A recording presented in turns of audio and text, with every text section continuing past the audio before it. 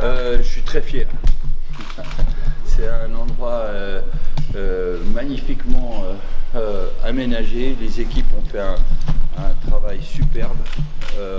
Ça fait quand même des années que ce projet est en route. Il a démarré il y a à peu près 4-5 ans. C'était un peu un rêve, cette exposition.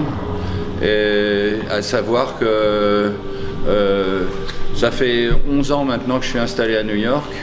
Et j'étais venu voir l'ancien maire, qui n'est jamais très loin. Et puis j'avais dit ce serait peut-être bien on se démerde pour organiser quelque chose dans ma ville d'origine, vu que finalement ça se passe à New York. Ce serait bien de partager quelque chose avec les Nancéens, de façon à ce que les gens comprennent que ce que je fais depuis 30 ans, c'est quelque chose de profond.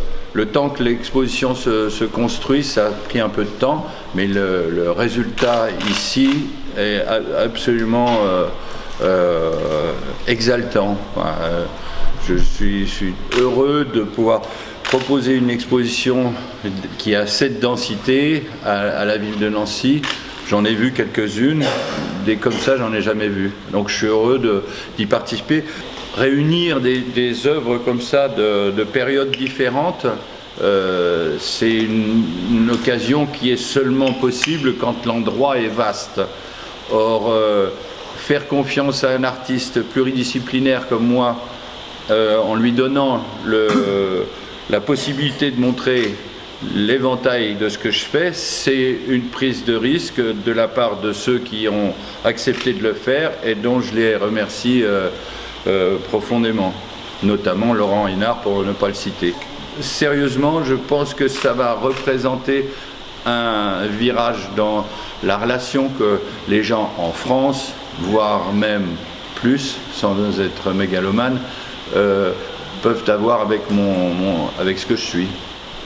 Un état d'esprit, quelque chose de dire « Ah merde !» C'est pas seulement le fait que je sache peindre, dessiner, ou ci ou ça, mais c'est que c'est une espèce de vibration qu'on a à l'intérieur de soi. Être un artiste, c'est ça, et c'est ce que j'ai toujours essayé de raconter. Je suis autant engagé quand je monte sur scène et que je deviens fou de cette manière-là que quand on m'offre des murs blancs et que je les badigeonne. Chaque œuvre est la conséquence d'une aspiration poétique ou philosophique, etc., etc. Je suis parti en 2003 à New York pour me reconstruire après le décès de mon père. Pour faire bref, mon père avait fait des études d'architecture, il faisait partie des soldats de Stéphane Hessel pendant la guerre, arrêté, torturé par la Gestapo, envoyé en camp de concentration. Quand il est revenu, il pesait 37 kg pour 1,84 m et c'était un squelette. Il a mis 2 ans à se refaire une santé. Il n'a jamais pu finir ses études d'architecture qui sont restées comme un rêve à la maison. Il est devenu professeur d'histoire de l'art aux Beaux-Arts de Nancy, dont j'avais donc entendu parler quand j'étais gamin, et puis après antiquaire décorateur. Mon père était celui qui m'encourageait à continuer dans le domaine des arts visuels. Quand il est parti, j'avais plus ce dialogue avec lui, et je suis parti faire le dialogue avec moi-même à New York pour me reconstruire. Il se trouve qu'à ce moment-là, les 2 tours étaient tombées et la ville elle-même de New York était en période de reconstruction. Donc ça faisait que je me reconstruisais dans une ville qui était elle-même en reconstruction. Andy Warhol était de Pittsburgh et il disait merci à cette ville de m'avoir donné l'énergie d'aller voir ailleurs si j'y suis.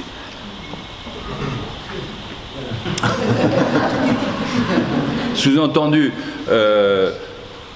Nancy m'a permis de me faire un cocon d'insatisfaction, de compression qui m'ont donné envie d'aller les exploser ailleurs.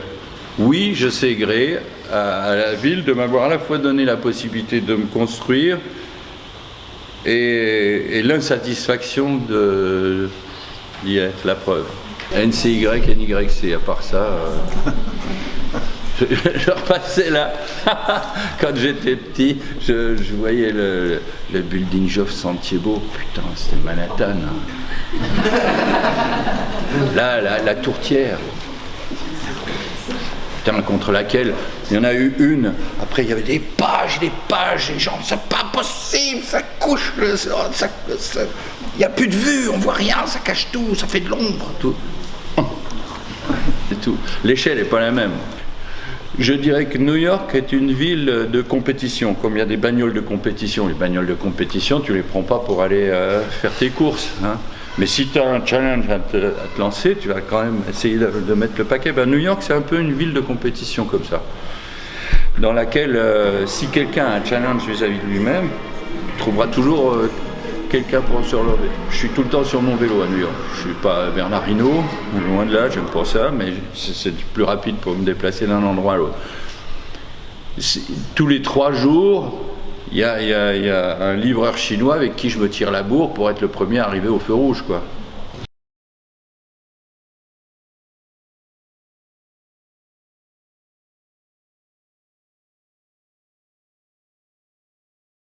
Puis après, il faut les ranger, ces merdes.